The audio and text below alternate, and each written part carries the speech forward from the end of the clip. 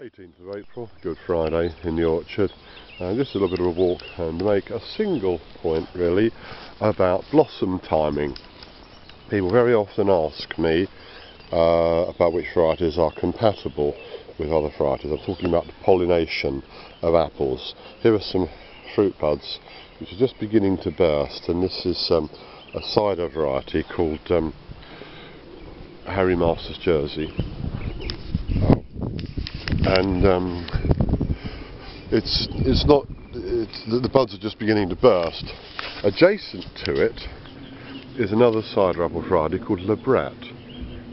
This variety I've often mentioned in the past. When we bought this, we thought it was Sweet Orford. There was a mix-up in the nursery in Somerset some years ago. An awful lot of Labrat was sold as Sweet Orford. It doesn't matter much, and it took a long time to discover the error because they are extremely similar apples.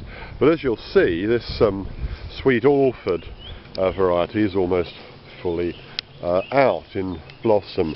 Adjacent to it, this is what I call mouse ear. This stage, the bud is just beginning to swell a bit more. It's a bit more advanced than what we saw in Harry Masters earlier. This is Yarlington Mill, and that's not out yet.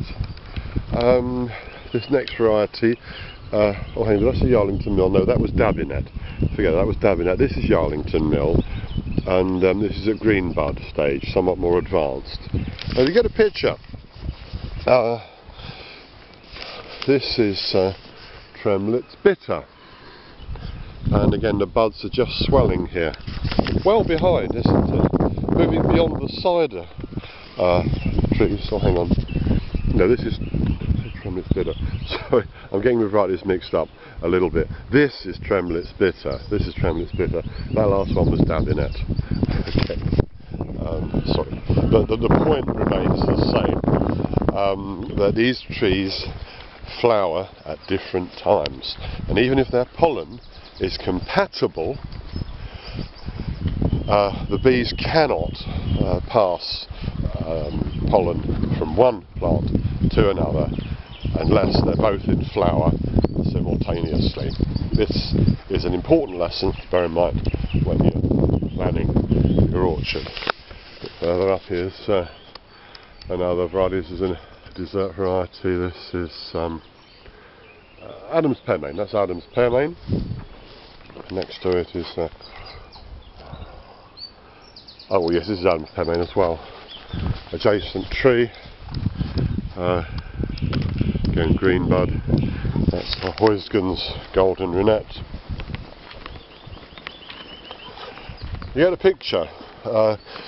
This is stuff to bear in mind when you are planning your orchard, even if it's only 3 trees. Here we are, bud just coming out on Sunset. This is a remarkably beautiful. The blossom on Sunset is an exceptionally dense and attractive blossom. This is the most annual tree I know. This never fails to flower. Sunset is a good choice for a single apple tree in a small garden because it is quite a compact tree. You can see the blossoms beginning to thicken up here. This is a row of Sturmopipin, I think. I ought to know this. I do know all of this actually. Yeah, this is Sturmopipin down there. Kids Orange Red on the left at a much earlier stage. So ideally you want a number of trees which are overlapping in the blossom. The pear blossom, of course, is always out before the apple. This pear blossom, all of our pears seem to be flowering at the same time. It doesn't seem to be such an issue with pears as with apples, at least in my experience. The pear blossom, which has an interesting smell to it,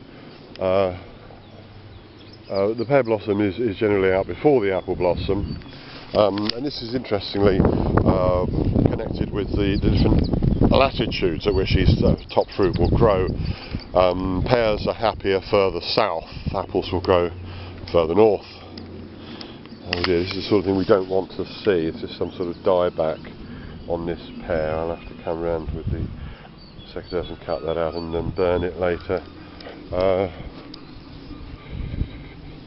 Something nasty here as well. Looks like peach leaf curl. Looks exactly like peach leaf curl. This is the trouble, you know, this is the time of year you need to go around looking for diseased bits and cut them out. Of course the plums have more or less finished blossoming. You see we've got some, it's too early yet to say what sort of crop we'll have. We are hopeful of a big crop of plums this year. But you can see the plum blossom, there's a last tiny little bit of it, most of it appears to have sat. It's too early yet, well, a much better idea in a week or so. Just actually driven up with Julia, but not too much wind noise I hope. We just drove up to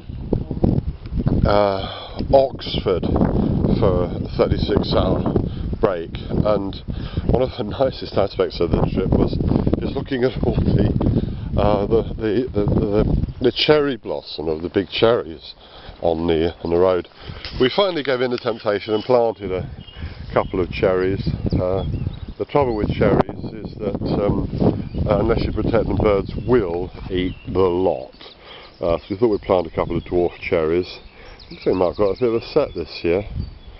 I can't remember the varieties, it's written down somewhere. So we planted a couple of dwarf cherries. It's really barely any taller than me. So we might be able to protect these. This other one has grown a bit taller. The cherry trees tend to grow very large indeed, so they're often more decorative than anything else. And the birds, oh dear. That looks sick, doesn't it? It looks like some sort of canker. I need to come back in. Incidentally, this video's already gone on longer than I thought it would. A canker walk you need to do at this time of year.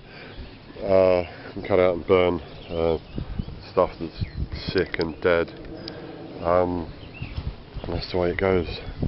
I just finished wandering off to there's the first apple tree to blossom is called Irish Peach. But meanwhile, it's good to recall the words of A.E. Houseman. Loveliest of trees, the cherry now, the blossom spreading out along the bough. She stands along the woodland ride, wearing white trees to tide. Now of my 70 year and 10, 20 will not come again. And so, look at things in bloom. Since to look at things in bloom, 50 Springs gives little room. Around the woodland I will go to see the cherry dressed in snow, A.E. Houseman.